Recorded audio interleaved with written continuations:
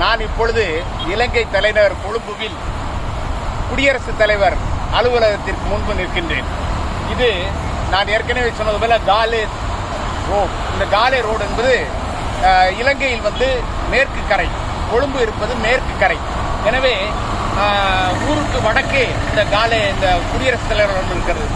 நாங்கள் தங்கியிருக்கின்ற வெள்ளவத்தை தமிழ்ச்சங்கம் ஊருக்கு தெற்கே இருக்கிறது.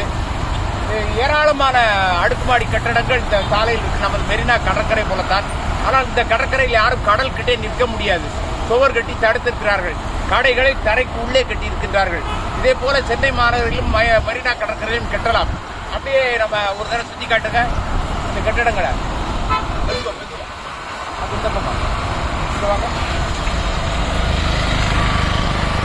கடற்கரையில் பிரமாண்டமான ஏராளமான வெள்ளித்தர விடுதிகள், கொழும்பு கடற்கரையில் வரிசையா கட்டடங்கள், தெற்கு வரைக்கும் பிரமாண்டமான கட்டடங்கள். ஒரு தடவை இந்த ரோட்ல கொழும்புக்கு வந்தீங்கன்னா இந்த ரோட்ல நடந்து பாருங்க. காலிமுகத்திடல் பக்கத்துல இருக்கு. அது ஏற்கனவே வரலாற்று புகழ்பெற்ற இடம் என்பதை உங்களுக்கு தெரியும்.